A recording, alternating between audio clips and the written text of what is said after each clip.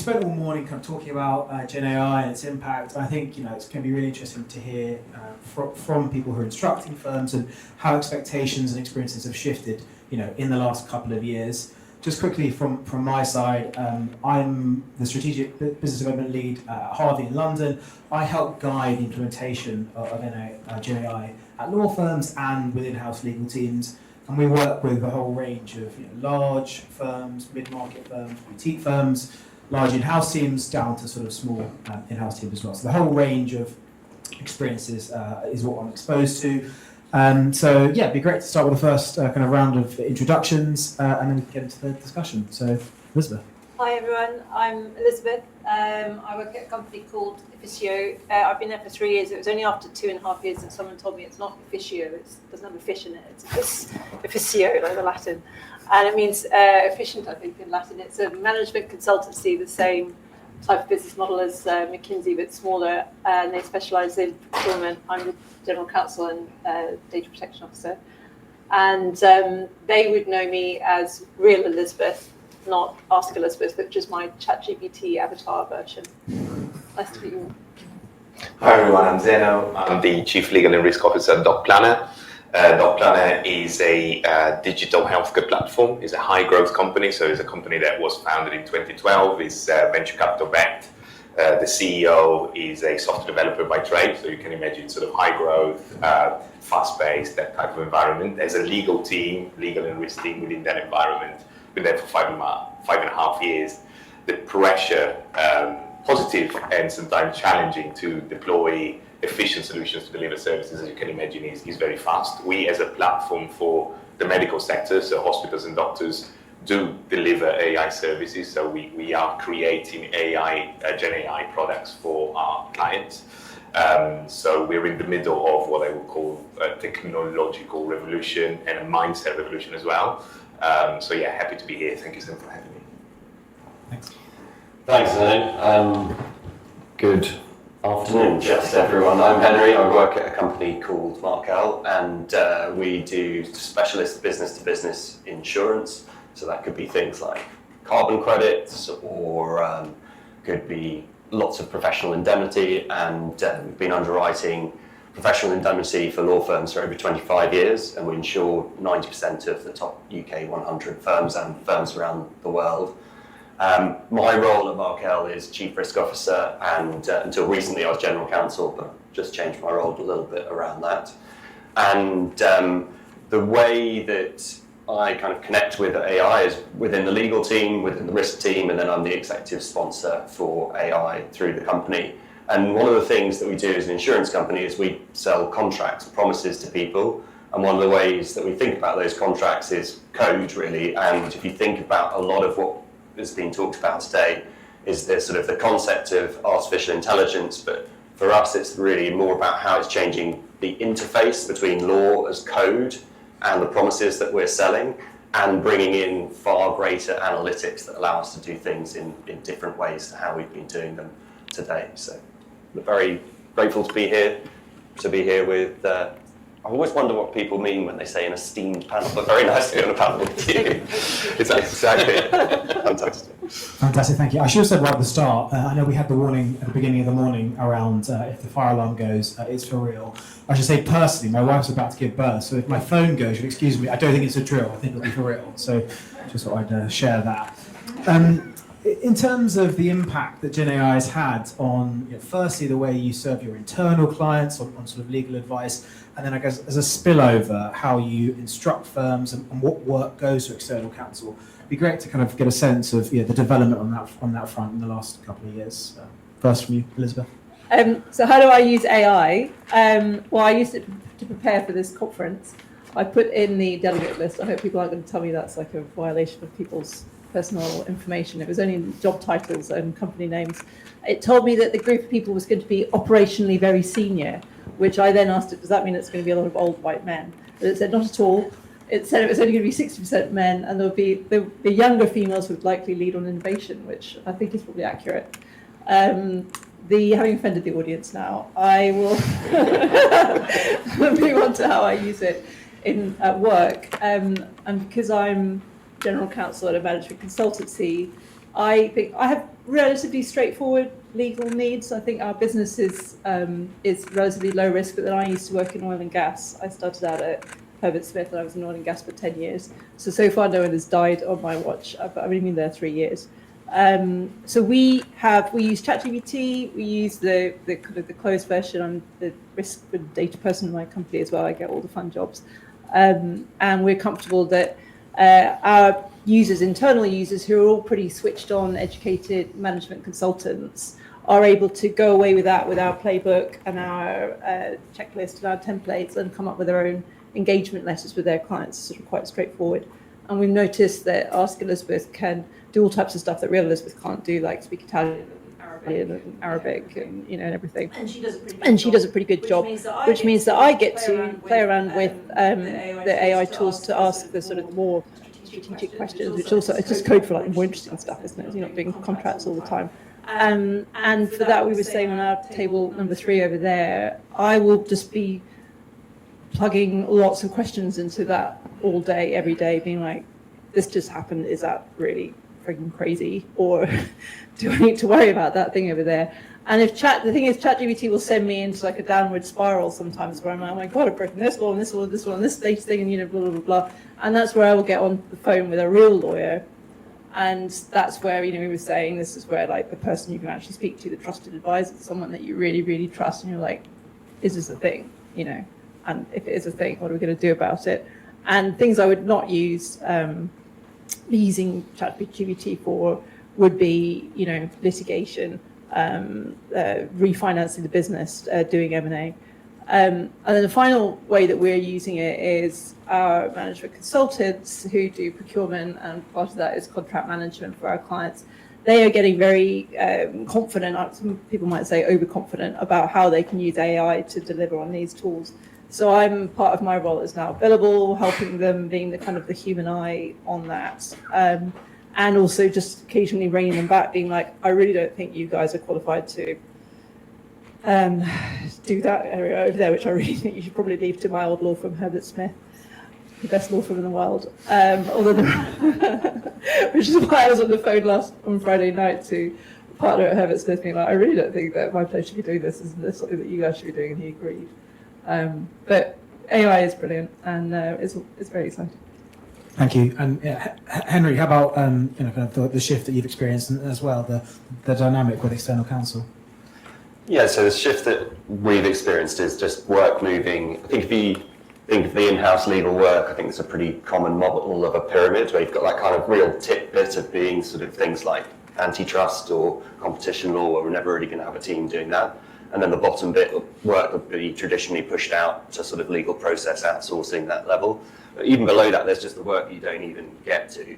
And I think what we're tending to see is that having greater, essentially, ability to assess those risks allows us to deploy into the business far more effectively, looking at a much larger number of contracts. And where do I think that? So I'm seeing that on the insurance side, so underwriting. We might just get a sort of a slice of what somebody's doing, essentially sample check it and work that through. There's now the opportunity to potentially look at all of those documents. And I think that will change both litigation and corporate work as well, because rather than looking at the 10 most material contracts or whatever the parameter or sampling keywords, looking all the way through the information stack, I think that could quite significantly change how we underwrite as insurers, but effectively how the legal work works on top of that as well.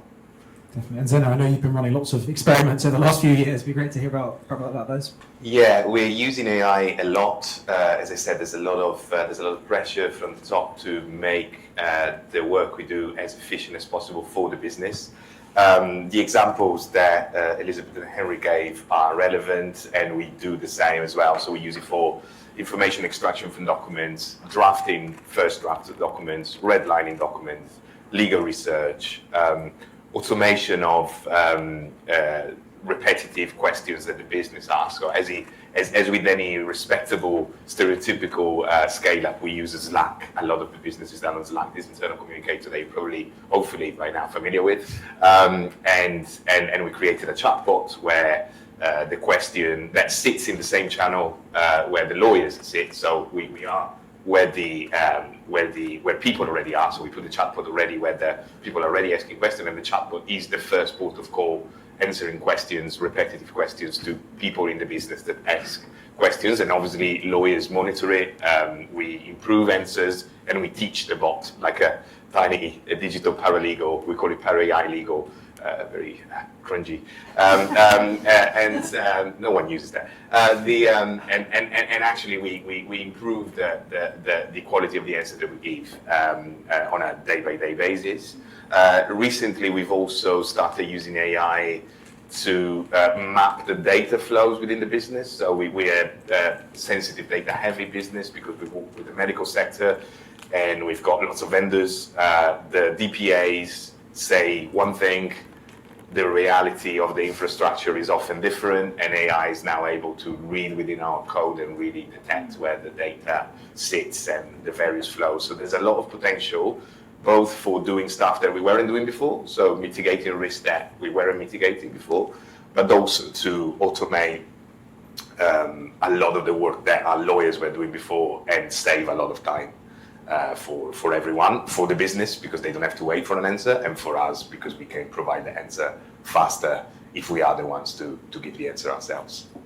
I mean, it just sounds in the 5 minutes we've been speaking, the amount you're doing and the way in which you're providing this internal enablement has changed is quite pronounced.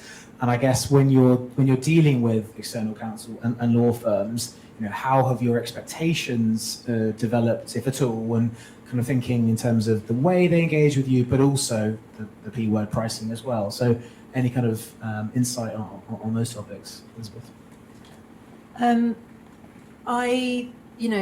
If a law firm were to say to me, sorry, we just spent 100 hours, 10 human beings doing the job that I did as a trainee at Herbert Smith, manual, eyes on, just doing repetitive stuff, I wouldn't pay for it, and I wouldn't expect them to do it. And I expect them to, at a minimum, understand what I've managed to understand, in a relatively, our company's got 1,400 people. I've got my head around what I can do with it and the risks and how to manage those risks, and how to do the training and policies and all of this. So I think you kind of expect law firms to be able to do that as well. If they're not keeping up, then I think it'd be pretty clear, quite soon. In terms of pricing, we were chatting on our table 3. I think that I haven't noticed any change in the bills that come.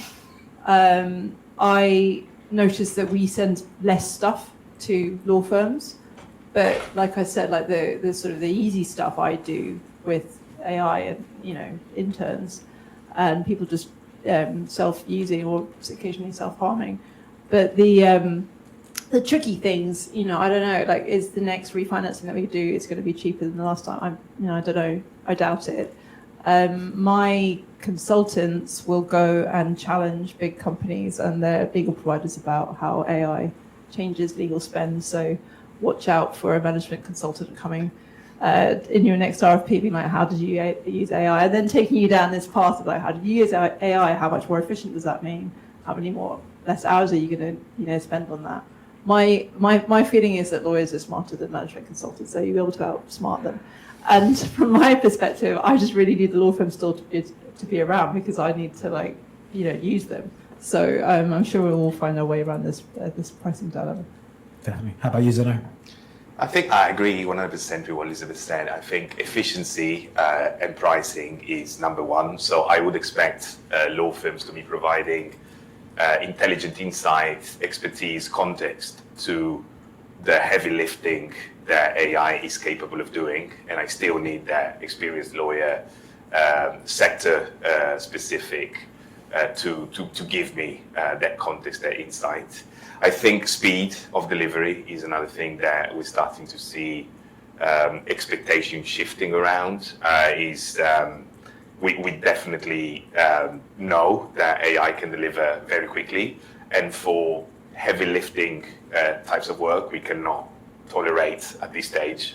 It's not me, it's the business, it's the CEO, the CFO. They will not tolerate a week or 2 weeks where we know that AI or with AI you're capable of producing a first draft within 5 to 10 minutes, and then probably review it very quickly because you still need to do it. But speed is another element. And then the third one for me, which is probably not something that many people are talking about, is that the quality and the bar I think is increasing. And to give you an example, the CEO of my company is a software developer, doesn't know anything about the law, but now every single time he asks me a question, he has asked ChatGPT deep research, which is a very, very good model, before. And I need to be at least at that level, and I need to be able to provide a value add if I want to justify my fat salary. Not that fat, actually.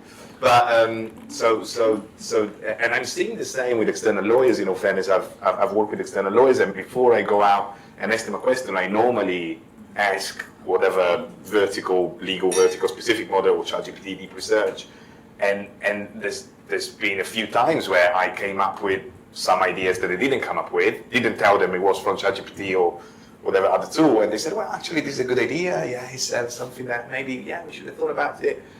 I think the bar is increasing because the level of basic knowledge, especially for generalists like me, is so much easier now to have a sort of high-level knowledge of any sort of domain and challenge external lawyers. So I think, you know, for the not so good lawyers around, life has become much more difficult. It sounds like the way you're describing that kind of interaction and, you know, how your CEO is working and how you're working before, you know, you're going still. It kind of feels a bit. It was interesting. That's kind of almost under the hood. It's sort of secretive. And do you think that that's going to kind of have to be more overt and be more acknowledged, or I think he's very overt when it comes to my CEO. So he actually sends me the memo and says, like, well, like I know all of these. Like, is he right or not? And I think he should be and will be overt when it comes to my relationship with the firms. Now we're probably at a testing stage, and I don't want to put them in an uncomfortable position. But at some point, if they're not keeping up, I will probably say, look, I got a better advice or an equally good advice for free, or like for a fraction of the cost from an AI model. So, like, how do you justify the bill? Absolutely. How about from your side, Henry? Yeah, I guess I'd see it in two different ways. As a general counsel, sort of buying legal services in, and I'd very much on that sort of echo what Elizabeth and Zeno have said. The other way that we have sort of law firms as part of what we do is we sell, as I said, a lot of professional indemnity insurance. So if you're an architect and you've screwed something up, part of what we're selling is often a law firm to come in and protect them, because it's not just about the money, it's the reputation. But that's real cost to us as an insurance company when we're paying for firms, and so absolutely the focus on that being as efficient as possible, still maintaining that human contact, because a lot of what's important to people when they're being sued for negligence is feeling like they did the right thing, keeping their reputation there. And the actual costs associated with it, the more that we can drive those down, the better it is for us, and ultimately the better it is for the buyers of insurance, because it pushes the price down. So I think we are seeing and expecting in things like RFPs, in the procurement process, to have a good amount of where the cost savings are going to be made and how they're being passed through to us and ultimately to the end client. I'm just kind of spending a few seconds talking about speed and expectations around speed in particular. Would you say you kind of had any kind of development in terms of your expectations when you're working with external counsel because of the fact that you may have done 80% of a job that you wouldn't have done 2 or 3 years ago, and then you're happy with them to use AI as well? And so, are you being more demanding on that front? Has it kind of shifted your expectations in terms of what response you're looking for in a particular time frame? We do a lot of work in Saudi Arabia. So when I do work there, I'm kind of got a lead time of, depending what law firm I'm using, it's going to take a week. You come back with a conflict check. Conflict check's going to take forever. They've got restrictions on how they can data hosting and AI. So that's my kind of thinking there. If I'm asking someone to do something in London, I'm expecting a quicker response. If something. And are you seeing that? Yeah, I guess they're juggling all their other clients who are also expecting they're super quick AI response and everything. Now that I used to work for Ineos, and it was a big company, and you would always be you just click your fingers and it's right there. These days, sometimes I have to wait in the queue. That speed and efficiency hasn't been something I really noticed in this country so far. How about you, Zeno? I think speed is a factor in terms of the advice that I need to deliver internally, and that begs the question whether more for me, it's more whether some of the work or a lot of the work that we're doing is not going to go outside because we know we can do it faster, or at least the heavy lifting bit, we can do it faster when it comes to legal research, first drafts, we can do it faster in-house, and then only ask external lawyers to validate it, to challenge it, to provide a sort of stamp of approval. I'll give you an example. A couple of weeks ago, we had to write a very specific Brazilian law, two actually Brazilian law agreements to amend a particular partnership involving Brazilian cooperatives, something I know anything about. Rather than going out to the Brazilian law firm and asking to do the work and probably then taking like 5 to 10 days to prepare the first draft, we did the first draft internally, sent them out for them to review, and told them if you can scan them very quickly, in a couple of days the dealer will get the answer, and within the same day they actually came back with a few changes, important ones, but not that many. I think that sped up the whole process by probably 80-90%. And were they happy to work in that way? Was that something they'd experienced before, where someone in a different jurisdiction had sent them an agreement, and was that an okay instruction for them to take on? That's a good question. It's an instruction that they did take on, and I haven't seen anyone pushing back and saying, no, I won't do the job because you're doing most of it. So I haven't seen the pushback yet. Whether they're used to it, I'm not sure. But I think they'll have to get used to it, because I cannot imagine, especially, maybe I live in a bit of a bubble of companies, high growth, but I think sooner or later, probably sooner rather than later, we'll all get to the point where the heavy lifting, again, the stuff that can be automated will be automated, and law firms will have to change their mindset a little bit, the type of value that they can add. Yeah, thanks, Sam. I think I'd echo everything that you've said. I think the other thing is just for an in-house team and for external law firms, for a long time, time has been the binding constraint. So you can only bill as many hours as you physically have in the day, or even as an internal lawyer, just work those hours. That's shifting, and I think it'll be really interesting to see how that shift affects what work we can do. Does that mean that we can get to more work? And how much work moves into the business? But both of those I see as trends that do move work away from firms, essentially. But what may be the sort of the other side of that is, if you've got fantastic lawyers with specific expertise, you can deploy them far more broadly than you could previously. So how do you absorb that information and use it more effectively going forwards and kind of build on top of it? I think it's a slightly different point. I think it would be interesting as well what happens when people move firms as well. How much do clients move with the individual lawyers? How much do they stay with the firm? And how do they leave behind their kind of institutional knowledge, if that's then being absorbed in slightly different ways? Before you had precedents and things like that you left behind, but I think that's going to change a little bit, who owns the legal advice and the knowledge. Yeah, it's maybe filtering through to the employment agreements between the employees and the firms as well. In terms of when you're thinking about external counsel and instructing new firms, or even kind of evolving relationships you've had previously, are you thinking actively about their use of AI specifically? And if you are, one of the considerations that are on top of this, is it, want them to be using it in these use cases? Is it security? Is it privacy? Just be good to get a sense of what are the priorities and the considerations on that side. Zeno, I'll start with you this time.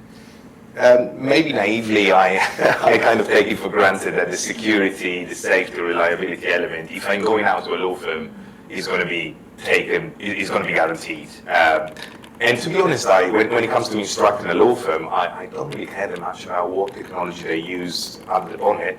I care about the quality of the output, the efficiency of the output. Obviously, efficiency means also pricing, so good value for money.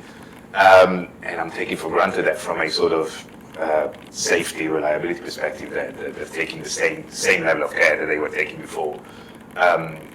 So what is a factor when instructing a law firm now is to understand whether I think they're delivering good value for money based on the technology that I know is currently available out there.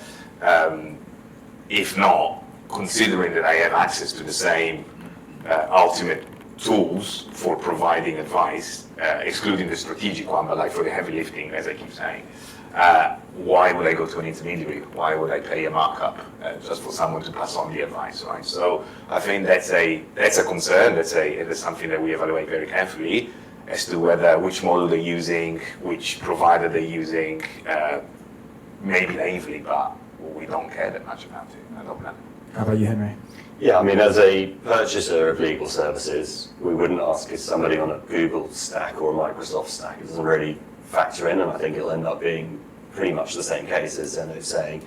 I think one thing that changes a little bit around that is part of the role of a law firm is to make the GC look good, in my view. So part of that is how can you help people with prompt engineering? Are there kind of like secondments that can be made in to help in-house teams take a step forwards? How do you make sure that the safety side is being explained well for the lawyers to be advising their businesses, so the in-house lawyers? When we're insuring firms, we're really interested in about how they're adopting AI. What are their policies? How are they training staff? How are they making sure that they're part of that? I think as well, there's a correlation between innovation and well-run firms in a more broad context. So we would be concerned if firms are sort of nowhere on this issue. Yes, for all the reasons in terms of delivering to clients, but also what does that say about the firm that it hasn't really grasped something that's pretty much out there? Does that mean that they're falling behind on data protection or other areas if they're not grasping what's a pretty obvious nettle in front of them? Thank you. Elizabeth. I think someone said earlier, like, in-house lawyer panicked, stress, got too much on, which I thought was an accurate characterization of me most of the time. And you just have, if you've got some new thing, you've had the brainwave that you probably need to put out to multiple firms. You've thought which firms are going to be able to handle this globally, specialism. You don't then have time to interrogate them about what AI tool they're using. But the thing that you will look at is price.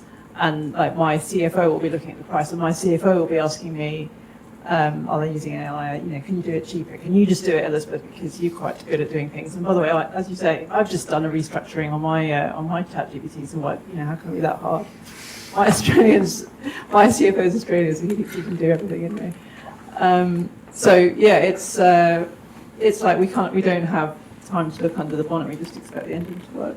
Yeah, absolutely. And on our table before, from the firm side, there were war stories around kind of how prescriptive some clients are being from don't use AI and to use it in this way, and kind of the shopping, and then kind of the evolution of the external counsel guidelines. So the answer, maybe the answer is nothing, but have anyone on the panel here kind of had a list of requirements or things they put across to firms in terms of either what we've been doing or how you like a firm to consider using AI? Any kind of considerations or requirements? The answer is no. We can move on. So, I was going to say no requirements in terms of how we use the firms. As I said, when we're assessing whether to underwrite, we do have questions and things around that. But again, it's not so much prescriptive as just trying to understand what people are doing and then working that through to the pricing. But no, letting people have at it, really. Starting to wonder if we're not doing our jobs properly. Yeah, exactly. I think got some good guidelines you can share with us. I think you're provoking some thoughts, because we pay a lot of attention to when we as a business contract with the LLM providers, the OpenAIs of these words, and we look into their liability provisions. We look to the sort of whether you're using data to train the model, whether it's a closed loop model or not. Obviously, intellectual property, availability, because especially if we then pass on the products to, if this is used to then pass on a product to our clients, we need to make sure that there's SLAs on availability and so on and so forth. We don't ask the same questions on the law firms, so maybe we should. No, we haven't so far. But yeah. Expect a big increase in questions now from GCs. Okay, let's get the crystal ball out then. So, looking ahead to the next, insert whatever period you like, 12, 24 months. What does collaboration look like? What are you looking for? What do you expect to evolve in the next period where you're instructing external counsel, considering your and their use of AI? Start with you, Henry. Well, I come back to that idea of the binding constraint changing. There would be lawyers that we like to instruct, but they're too busy to instruct because their caseload gets too big. Like, some of those things should shift, and that likely means that we're more concentrated in a smaller number of firms, I would say. And I think as well, I'd expect the firms to be more joined into our kind of legal operating system. And as a result of that, again, you probably want to have fewer firms that are more connected with that and understand exactly what you're trying to get to. And I think that as well, the potential for more kind of pass-through, where the firm is maybe able to directly advise the business. Because some of the time you're filtering as in-house counsel this stuff not to send out, because it's inefficient to do so. But if you can make it more efficient, then you should be able to pass some of that through. I know as lawyers we don't like to sort of give up control, but do you think, just kind of leveraging what you said there, there's potential for other members of your organisation to be liaising with external counsel more directly? There's instructions to not come from the legal team in the same kind of vertical way. So yes, I mean, we do that already. So we'd let people directly instruct and then run the whole thing with an external lawyer. They are often people who've been on secondment previously, though, so there's a bit of a kind of connect there. And then we've got a number of different processes where there's no lawyer in the loop. Essentially, it's all just AI. We've decided, like, risk assess, very happy for the business just to self-serve. What's an example of that? Something like very simple NDAs. We get all kinds of them from all kinds of people, bit of a pain. We operate in a market, so there's often 10 people signing up to it, so it's not like you can really change it very often anyway. So just making sure that, with the exception of a few key risks, that most of the time the underwriter, who's frontline person, is able to sign that NDA within, it's like there's actually a slightly slower turnaround, about an hour turnaround on that, but we can get that quicker as well. So. How about you, Zeno? Echo everything you said.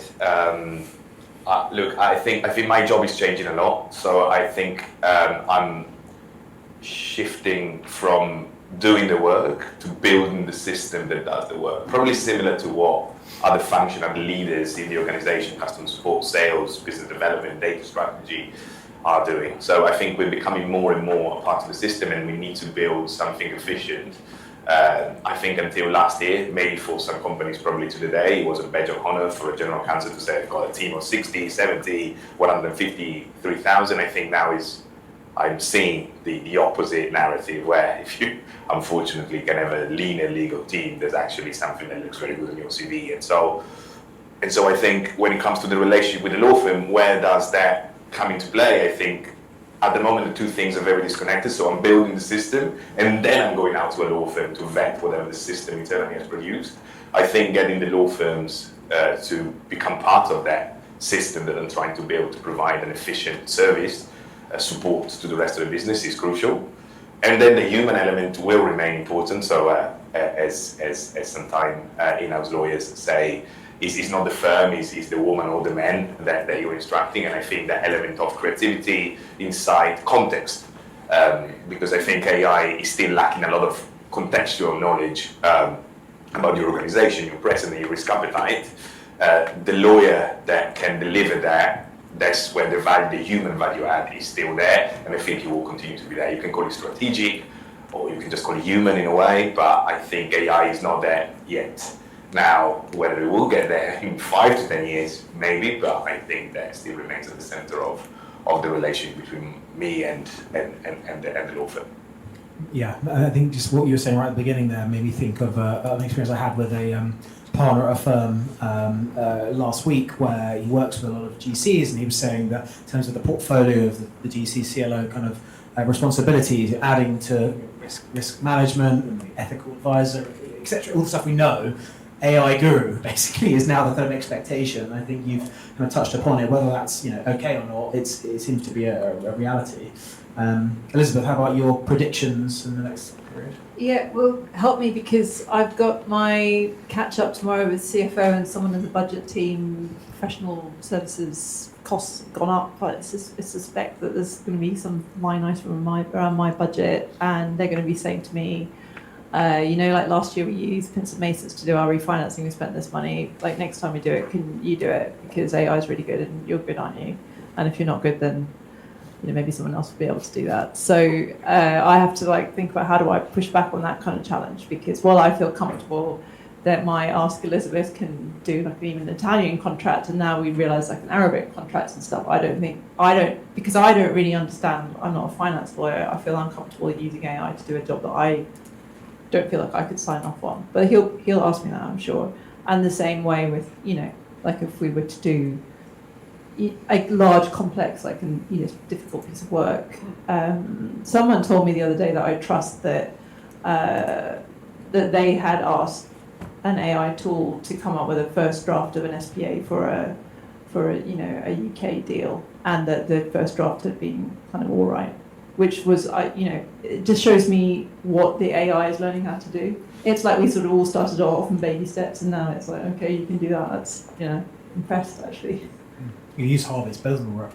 I think one thing I was going to say is like, what do you think? I mean, it's kind of like philosophical thing, but we talked about role evolving and the kind of reality of your CFO using ChatGPT research or pressure to do like instruct external counsel even less. I mean, how does this kind of make you feel about your roles? And I guess also when you've got teams of juniors coming up, how those kind of roles are going to evolve and how we need to kind of nurture the next wave of people. So this is just occurring to me now. This wasn't on our preparation, but yeah, I mean, any kind of thoughts around development of the profession and how you need to kind of engage with younger members of the team? Well, we use a lot of interns because they're young and good and cheap. And when I put an ad on LinkedIn for an intern at last week or the week before, we had like 300 applications in 24 hours and had to close the ad. And as I'm like looking at the CVs, it's like amazing CVs. And it just occurred to me, sort of like the bottom falling out a bit of the market for these like amazing young law students. I don't know. I've got like 2 sons and one of them thinks he wants to be a lawyer, and I don't know if I would recommend it to him right now. He's only 9, so I think by the time he's like... Show him the Barney video.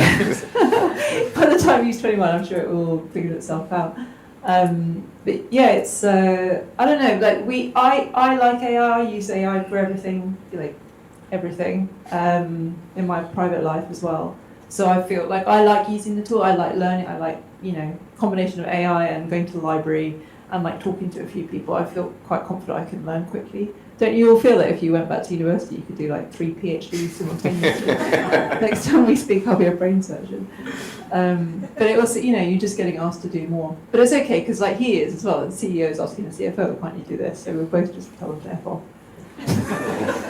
Well, I'd love to end on that line, actually, but any other thoughts from Henry, wasn't there? Yeah, I'm happy to contribute something there. I think on the training, some of it I think is there's a bit of a myth about this thing of like all the stuff that you learned as a trainee. Some of it was pretty rubbish work, right? I think that hasn't really changed. And you do have those moments where you learn things because you happen to be in that one meeting with a partner and you pick something up. But there was a lot of like that not happening.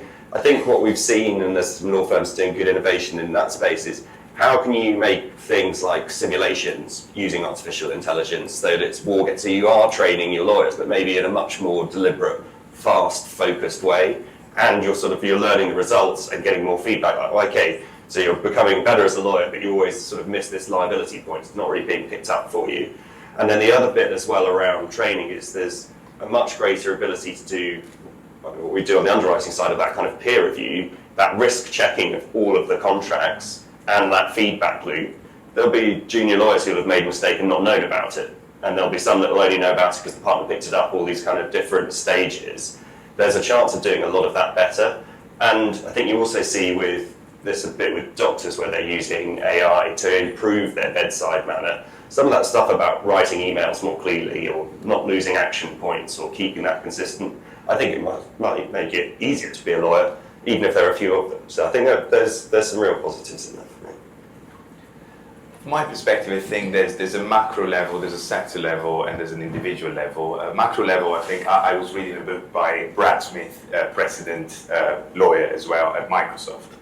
And it was written before the Gen AI revolution, but I think they were already working a lot. I mean, he says they were already working a lot with AI, so they knew what was coming anyway, I guess. And he was drawing a parallel between the revolution that was about to come with AI and the industrial revolution or the invention of the car. And the data shows that there was a peak of unemployment in the immediate aftermath of that revolution, like 20, 30 years. And then all of a sudden, new jobs started coming up. And new sectors, for example, the financial sector after the automobile became a much bigger thing because people started needing loans in order to be able to afford a car.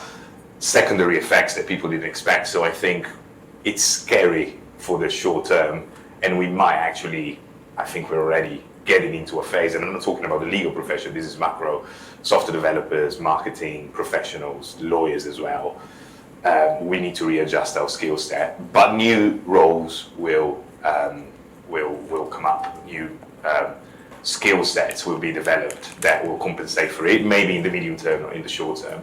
Sector level, what does it mean for lawyers? We already see companies like with our former legal ops manager at DocPlanner, who went to work for a legal tech provider as a legal engineer. What's a legal engineer? I don't know, but she's basically building systems with a background legal knowledge. And this particular company, they have 1/3 of the workforce is people who have both of a legal and an engineering background. So that's a role that didn't exist until yesterday. And who knows what other roles are going to come up. And then at the individual level, I think curiosity and willingness to get your hands dirty and experiment, that's the basics, and that's something that will probably keep people safe from losing their job, even in the short term. So I think playing around with it, becoming curious about it, also challenging the hype and the noise that sometimes can be around these Gen AI mantra, keeping alert to these new trends. I think that's the secret in order to navigate hopefully this initial phase, which is going to be disruptive for many, including lawyers. Fantastic. Thank you. Amazing insights all around.